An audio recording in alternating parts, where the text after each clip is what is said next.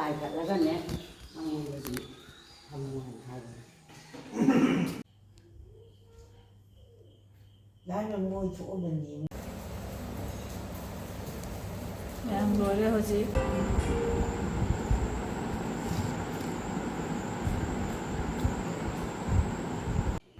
Hi ma'am, good morning ma'am. Ma'am, ano magta khuram jari ma'am ay ngasi video na kong pudo na lecture. Ado ma'am so wish to jari Sajibu cheirouba gi happy Sajibu cheirouba. Ado ma'am ti kamai na tawnari ge kari kari mathel tawna tori ge ma'am comment ta haibiro. Ado ma'am ay thabak loire ko ayu ki thabak loina ai du jamai ja thokna ai ti kare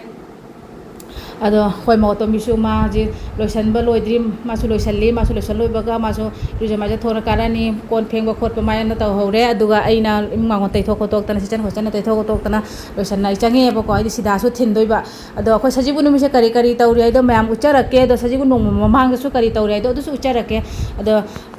kari hani mayam ai video se nungai biraga di mayam na like to view share to view aduga subscribe to ba ko bi ganu mayam ado asoi ngam yaw ra su ngak piu ado mayam video se mina si makata na ado ai hojik se hana leikhurambani abo ko adu gai di sida ang se mani sida pu bagi sida thin bagi asi no mama gi video ne abo ko yo ai je ngasi hedi nungdin da ne chak to kholaga nungdin da tangla se mi ne ba to tangla se hedi jam na haijan de abo ko ju tangla se ba se hojik khara khara sum ai su khun gi kari kari hai ni para perang da sum khara khara budi dum chat le ba ko khundau su ba kari ka to am haijan badi wa le ba ado ine bong na ina tawai na ne ina semi ne ba ko ine bok tim sa du nungai te khara adu na ina seme do smaina sem na thamme asi mathau ta ba khoi di ko nong ai di nong mamang da nung thang da ne lai khundi numitta khoi lai adu gai di kai hai ge mangra adei kwa pana tanga smaina changi ba aduga mathang numitta na hasena Sajibu numit ki oi doini Sajibu ki video ne ba ko ai lai haruk sem na loire sai gi de khoi nung thang da katlam ne ba lai haruk sem na loire leikhurambani ade sigadana lakimi ma sasati magi ade di Ganesh baba gi se thamme aduga di somdana ai leikhuram loina thoklak na ai sida seme ba ko sida pu bagi sida thin bagi ji ai sida semani sida se semaga thiluraga halaaga चाखुंगी करबार से तौनी अदो करी करी मथेल तौदोइनो हाइदो आई सुम लागा आइदी आई चंगम दाइदे खरा हाइजरंगे sorry चंगगा मतुंग दे हाइजरके चाखुमदा को अदो हजिति हाइदो रोइगे आबा अदो हजि सिदा सेमी गाइसेगा चानुपा ना नंबीरी नि वीडियो से ओ सॉरी चानुपा नते हिनाउ नुपीना अदो सिदा सेमे से कंप्लीट होइरे सेमे दो आई लई से को तोंगाना पुगाइना खलमे बको बेग ले बको लई हापगी बट आई हाप त्रे सवान नो पॉलिथिनम द साइ तोंगाना कीरगा हापे अदै हुजि रेडी होइना थोकले ए सिधा थिल्लु हिगे हुजि मयाम पुंगसु जाम थेंगबसु यादे को लागा मु चाखुंगी करबार मुक तौदोइनिना मथेन मकोय तौदोइमिना दो खतंग गन्ना लोइसनबगी आइना तौरिनेबा अदो आई हुजि सिधा थिनबा चलु हिगे मयाम आदा मु येंग हलक्के मी मैम चटनरमे को चटपसु याउनरमे हलकपसु याउनरे चाही गी दिंगन बनी अखोय हंदा खरा से थेंगे हंदा खरा चटपसे दो से यौरे मांडोब याउना मोन यौरे को आदि थरानी ना थांगदा खतना लाई एदि केनो तौरे लाई सेबा तौना लेरमे को अदो आई सिदा पुसल्लागा खोरमे दो आई सिदा संजन खचना तौरी थरानी अनीना समना सोमदा मोगी पोचै उचै संजन खचना तौरेबा दो आई ngak se lepago video matem nam thoe leikhurambam loiraga da mi singsu laknai mayam ama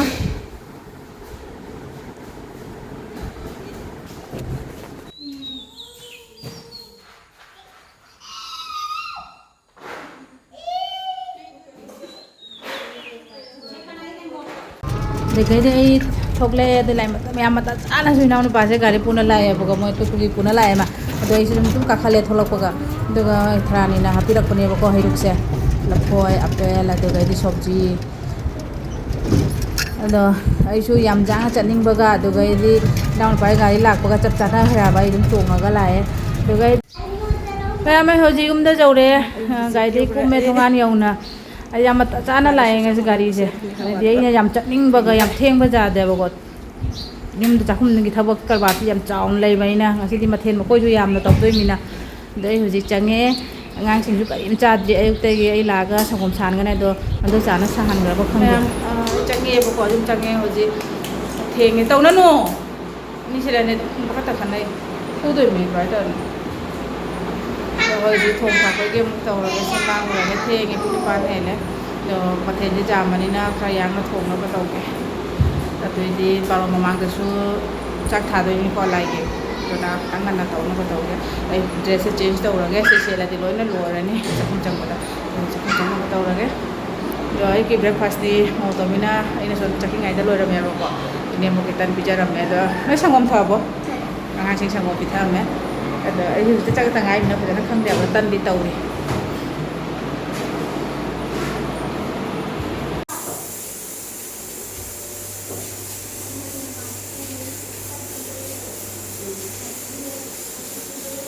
đây mà maten china sẽ ngô vô đi sôi nó lôi đấy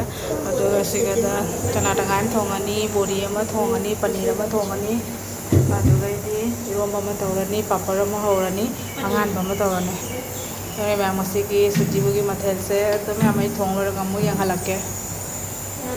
thong rồi đấy maten dia cuma tu karena ini masalah ya hai tadi ko mau boleh ya तो लगा तो कल बुधवार तन होगी बड़ा होगी समझना बड़ी समस्या मुलक तो रे जैसे लोग का पनीर को सिगना चना तंगाई काम न लोय रे तो आई शोक तो दिया को मई हाफ को गम हाफ औ ठीक है ने शोक तो न को न लोय रे हजी चना सु लोय रे हजी वाली पनीर वाली को पनीर ngौ न लोय रे मागी ग्रेवी दी ऐसे से ngौरी हजी पनीर दी से हाफ फ्राई कर रखा मैं पनीर लो रे पनीर थोंग को यारนี่มันนี่ใช่กระตั้งสมลังหันเกแต่เดี๋ยวมันให้อินเทอร์ก็มุกจะจะเลยแต่ที่บุกไล่คนมากี่ไม่ ready ไว้นั่นเลยเลยเจ๊คนละมุรานี่ไล่จิมไล่คนละมันนี่ตัวก็ได้สักกี่ไล่คนละมุรานี่My name is Sajibu. My name is Chinku. พรามฮูจิมาเทลโลเรไลจักทาบกีเรดี้ไว้นั่นเลยทำแม่มาปาสมเด็จเลยบก็มาปาเกาลูกีเงี้ยลอยได้นะให้มาใส่ได้หังเงี้ยไปลอยระบายนะก็เอาดูลอยบารุมามังได้ทาใต้นะก็เดี๋ยวมาปาไหลมาปาฮูจิจัดเลยไลจักทาบกี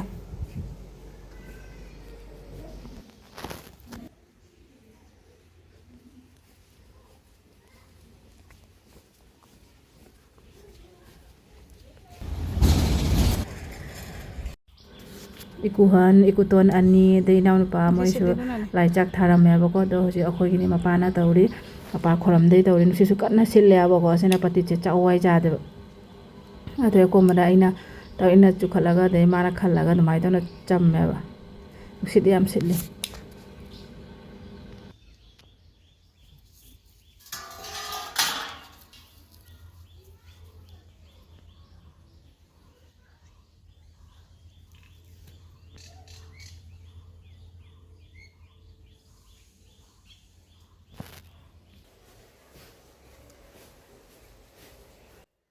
leikhuramba khoram loina la mamme karen chahare mai mut khare dona mamme mathat khale light video se mamme aduga somdana ne aina khoina khoi di jum lai dane misingi nipa singi masingi hoi tan katlia bako adu semna loire la la tona mada asem lai da katlani dei di loina moi pijare inem box pija khare cha inem bok na han badi inem wan pijare adugai matung na mapa hoi ma ngang sing tauna chara khoi di ko na charani do ma'am ai gi ne Sajibu gi su mukbang video thanga charakani do ma'am yeng view support to view like to view share to view ada ngasi se di kari hani mayam gi su mathen ma koina thalle bako cha ba ngamdre kana gi ka ma cha doino khangdre Sang sang. Paneer thong mana hana chai man. Ai cha de paneer. Ini tu nak kita pamati ni bako. mẹ mỗi đối chak tok na khare nyam bo de mapa de angang sing mỗi đối chak tok na moi chakhat pho khare de last dai ga inaun pi ga mukcha bai gi phamme do mẹ mai cha bai video se di matiem tania bo ji thangal mi se next video de di full oina la kania ba se gi video se ai di mukbang oina ado mẹ am yeng minasi ado mẹ cheirau ba se mẹ am de kamai na mathel tauge kari tauge mẹ am comment da haibi rammo do re di ngasi gi na di cheirau ba gi video se su patang sigal we sinjarage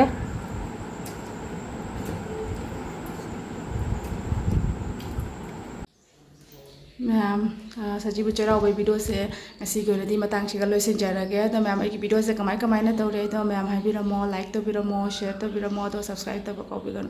अदुगा ma'am सु कमाय कमायना सजीबू से तौरे ado ma'am comment हाइबिरमो करी करी मथेल तौरे ado ado सु हाइबिरमो अदुदि ma'am ngasi matang siga loisinjarage next video da munarasi bye